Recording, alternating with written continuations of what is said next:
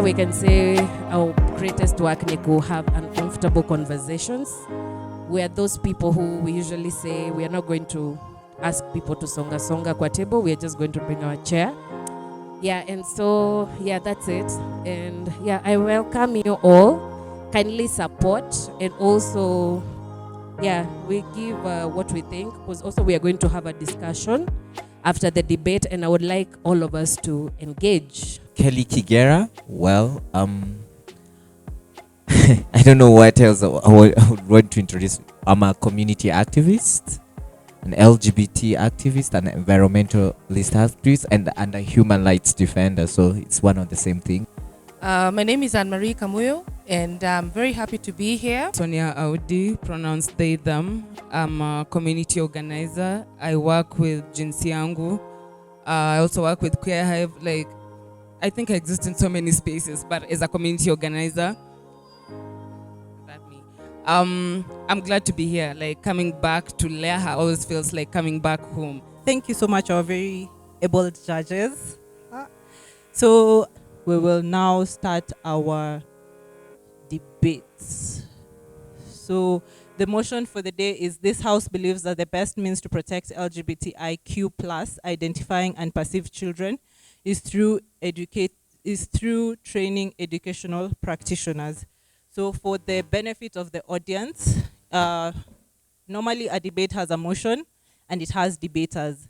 The debaters either form part of the government, which has to propose the motion, or the opposition team, which has to oppose the motion. On the government side, we have the Prime Minister, the Deputy Prime Minister, the Member of Government, and the Government Whip. On the opposition side, it mirrors the government side. So we'll have the opposition leader, the Deputy Opposition Leader, the Member of Opposition, and the Opposition Whip. Please note that these are two different teams, which means that once the first bench has made their argument, the second bench, which will either be started with the member of opposition or the member of government, has to provide an extension. They are not supposed to copy what the first two speakers said. What we are coming here to oppose is the notion that we can only protect this through teaching educational practitioners. I'll give just an example of what happened before. CS Maghoha, we know what he said. He said that any kid who is a homosexual, if they'll be moving from bed to bed, then they should go and do that at home. They should be good homosexuals, but they should go and do it outside of the school. The first thing that we see there is segregation. And so what we're looking at as opposition is, in protecting the rights of these children, we also have to put into consideration the caregivers of these children. And the caregivers here could also be in the community. And as it stands, we do not have rights that explicitly protect the rights. We do not have laws, that explicitly protect the rights of any queer identifying person. As you can see, the motion says that it is the best way. We are not proposing that is the only way. There are other ways to do this, but this is the best way, in our opinion, to do that. And I will tell you how in a few seconds. The second thing that the opposing leader had stated is that the issue of caregivers. We know that the parents, guardians, even religious sectors have different opinion on different things. Look at FGM, look at vaccination. Are we to say that we are going to deny our children's rights because a parent has a different opinion to it? I would pose that question to the opposition. Are we to say that now we should not give these children protection, we should not give these children care because this parent does not think that being transgender is the right thing? Secondly, you had stated that no laws have explicitly protected LGBTQ persons in the country, which leads me to the first point. We have seen several steps made by organizations to repeal Section 162 in the Penal Code. And one of the things that bore fruits is that recently a law was enacted that allows for registration of these organizations. So through that, these children have a safe space to go to and to be able to be protected. These children can go somewhere and say, I've been bullied in school because of this and this and this. And there are advocates who will come in and talk to the people that are there, the managers and the whoever. So I rebut that statement saying that there are no that. And lastly, borrowing from England, which is a case study, as of 2020, they introduced 2 sets of education: relationship education, which runs in primary, and relationships and sex education, which runs through secondary. Through this, we are able to teach and mentor these children. Thank you. The question still stands. How inclusive is the Constitution when it comes to protecting queer lives? We cannot refute. We have laws that that are there, that are being used to kind of mirror that we are equal, but in real sense, they're very vague. They're very vague. So what policies have the government come up with to ensure that that they are being implemented? Because as it is, they're not fractioning the queer people. They are putting it more or less like in umbrella term. Our main concern here is we do agree that LGBTQIA people need to be protected, but how can we ensure that the government is actually implementing all the things that they say they want? That is funding, culture, as well as the Constitution. Once this curriculum is brought to schools, it will be easier for even these practitioners to understand, let's say, intersex kids. Actually 80% of the intersex people in Kenya have not finished school. Why? Because at some point their body had to change a certain way, they had to change schools, it became too tedious, they had to drop off. Yeah? And thus leading to more mental health issues. If we have these people having this kind of information that this is how you're supposed to treat this and this type of kids because of this and this and this, it will be easier for them to even be able to diversify the education system. I want to disagree with what the government is saying, and I don't think that training these people is actually the best idea, because for one, we are looking at Kenya right now. Currently, tuko na mashida mingi sana, we have a lot of debts we have to pay. Also, we are heading towards the elections. So why would we want to prioritize this money to train practitioners while we could be using this money to set up safe houses, because we do not know what will happen, right? So we need to protect our people. Our people are already there. So how can we protect them best? Is it by training practitioners whom we do not even know their background or the stance that they have? Probably these people are homophobic, right? Look at a case example. CS Maghoha is someone who has a bachelor's degree, right? But he's here saying that people who are lesbians cannot go to boarding schools. Why is that? He is 70 years old. Why are we allowing patriarchy back into our system? Thank you so much, Member of Opposition, for your speech. We will now be moving on to our last speeches of the day, which who are the whips. The work of the whips is to summarize the speech while telling us what themes stood out and what were the points of contention, and also telling us why their sides won. So I will invite the government whip. You have the floor. My friend talked about the mental health rates, and I have statistics of 45% of mental health issues of queer people, and from this, 60% of them get to be on trans and non-binary. So I feel the need that actually having educational practitioners get to be trained to deliver this information and cascade it down there will get to help these people to have that sense of belonging and reduce on the mental health rates. And about the funding bit, you say, Aribat, you talked about there are more pressing matters to do with these funds, but the funding is already there. We are not saying that we need more funding for this. The funding that is there should be the one catering for all these activities to enable this information cascading in all sectors. Thank you. the question is, yes, they are equipped with the information, but is it safe for LGBTQ identifying and perceived children to actually approach these education practitioners for help or guidance? And someone else talked about CCTVs.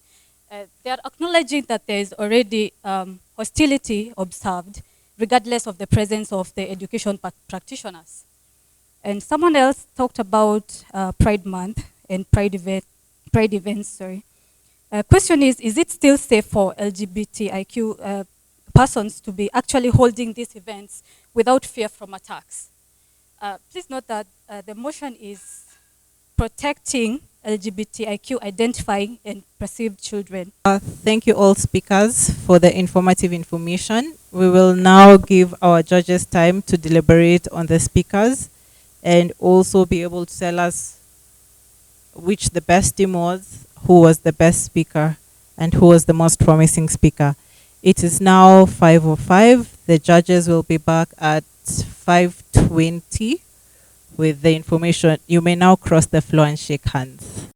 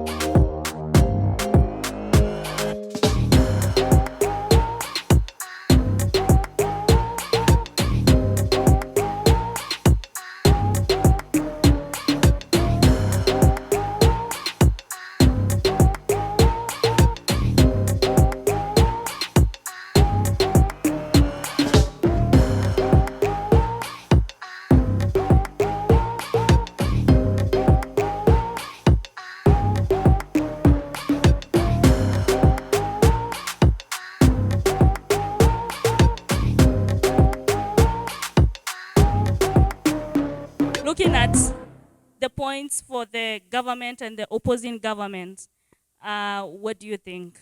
So who goes first? I already had a participant, a willing participant. What I would say is we need to define the age bracket of what you mean by a child, and then from there we can move on. And also in regards to educational practitioners, on my end, I didn't feel like we were putting it more on LGBTQI, but then again, how about the society? We start talking about what the practitioners have to be trained on. There's someone who talked about relationship education. I don't know, something like that. Yeah. I think we should start conversations around fast recognition. That, yeah, we have gender diversity, we have sexual diversity and all that. But before we even start talking about those things, I think we should start teaching the practitioners the difference between sex and gender identity, sexual orientation. By teaching them, by giving them this information, you reduce the rate or the level or the percentage of stigma and discrimination that they have within themselves. and then that trickles down to, you know, the kids, and like the kids will take the information to the parents, and so on and so forth. So like a domino effect. My question goes to the opposing government. When asked how best we can protect queer kids, you say that the government should acknowledge the existence of queer people. But how effective is that? How long will that take, as opposed to training educational practitioners? We had stated that one of the recommendations is that all teachers should go through some basic level of training to understand that they are gender non-conforming persons, to understand that they are gay people, lesbians, and to understand that these children need to be protected. And it should be a requirement. If at all that education is done, KPI is key performance indicators. So if such a training is done and teachers are expected to bring out that particular aspect in whatever institution they're in, they'll jump through loopholes, yes. But also, with these KPIs, ni kama wamefungwa. They have to deliver, whether they like it or not. But I also want to understand exactly what are we protecting our children from. When we say protection, who is it that we are protecting these kids from? What is it that we are protecting these kids from? Because sometimes we are actually protecting them from ourselves. So thank you. In this case, and for the purpose of this motion, I think it's protecting them from discrimination and protecting their rights as human beings, just basic rights as a human being from being discriminated against, and to also have a right to go to school. I know we have many stakeholders in the education ministry, so we need also to take into account what kind of messages are we going to put it out there. Who are we going to say these to? And in that, I know we are going to make a change. But for now, I need to rest this discussion here and give back the mic to the judges. And I feel like anybody who's awarded as amongst the best speakers in debates has a very good chance in public speaking. And honestly, debating is too crowded. Public speaking has room. Ruth, right? Exactly. So I would like to propose that we also now, because we suggested it last time and we can do it again, bring in both debating and public speaking, so that as we step into spaces where this is being done actively, competing is active, we have both shots in debating and public speaking. Without further ado, the best speakers, top 3. In third position, Damaris Mutemi.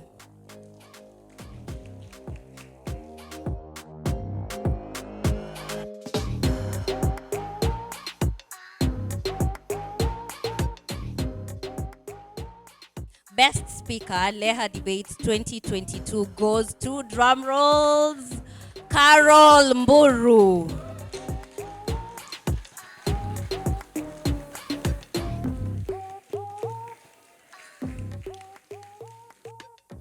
Most Promising Speaker goes to, drum rolls, Mutemi Damaris.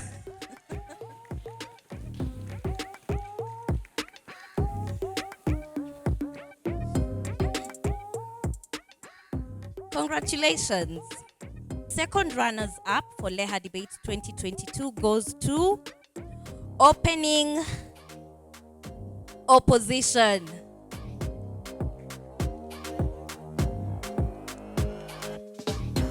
Where's your partner?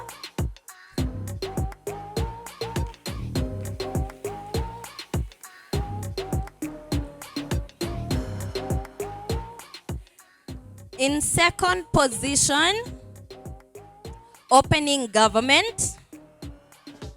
Come on, guys, let's give them a round of applause.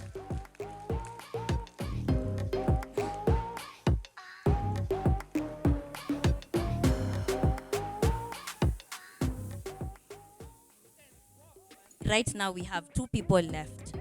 So those hats are dum, dum. In first position. Oh, both of them are closing. Now, in first position, we will award the, drum rolls, Closing government.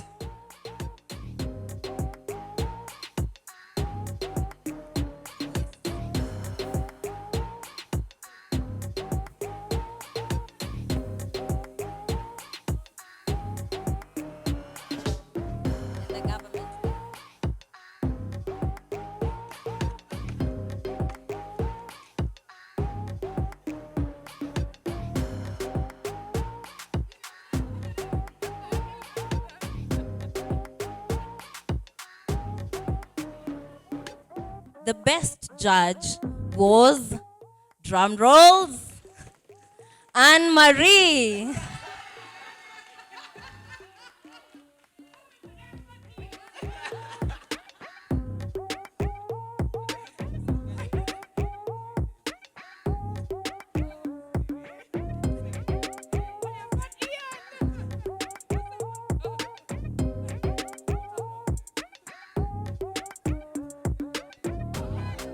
They were the best. Yeah.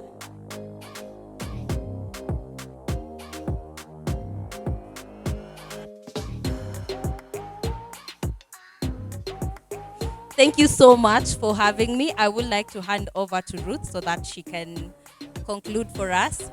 But I encourage you, everybody, debating and public speaking is a very good room for these conversations to continue. Is we have national and international debates. We have very interesting forums and spaces, but the voices are not diversified because queer people traditionally are not added to these spaces. So how can we have ourselves trained? How can we open for you such doors? How can we ensure that you now bring our voice to those national levels, those international levels, with the knowledge you've gained and the personal experience? Thank you very much, everyone. And kama sija kumention, jua tunaku appreciate sana, tunakupenda. And then asanteni sana kwa kushow up till our 3rd edition next year. Bye.